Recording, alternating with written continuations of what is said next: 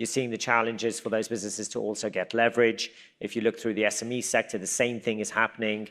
But the speed at which some of the larger lending institutions have pulled back on lending to high emission sectors is also just, in a way, it's not necessarily doing the right thing, because ultimately you need to lend to these businesses to help them actually make the transition.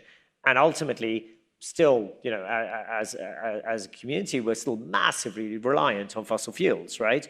So the whole SME sector needs more support, needs support to actually make the transition, helping them both with the knowledge of how to make the transition, but also the financing to make that happen. The trend is that despite that regulation might not be fully in place, despite that externalities are not priced in properly, despite that carbon pricing is not properly priced, I do see a clear trend that people are starting to embed and incorporate. The challenge is how.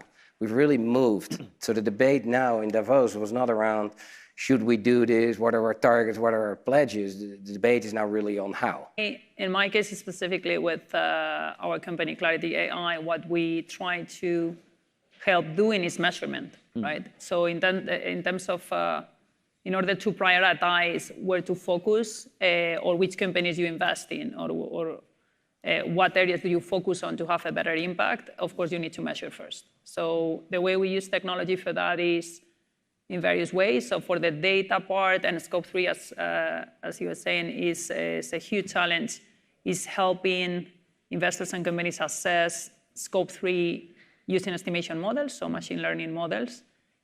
Also for Scope 1 and 2, because only 8,000 companies or so, public companies I'm talking about, report CO2 emissions. We expand that coverage to about 30,000 companies, public companies. So it's on the data, it's estimating data that is not available, it's capturing data from unstructured or alternative data as well, and then applying methodologies that make the data easier to understand. So you can see one number instead of seeing 100 metrics, right, for thousands of companies. And of course, accessibility. So bringing the data where the users need it. And that's actually might seem that that's an easy challenge, but is one of the big challenges. That it's not always that the data is not there. It's that it's not there when you need it and where you need it. And everyone, all the investors are using their own platforms. So they want to see it in their models to build portfolios. They want to see it, and sometimes it's an internal platform, sometimes it's a third-party platform.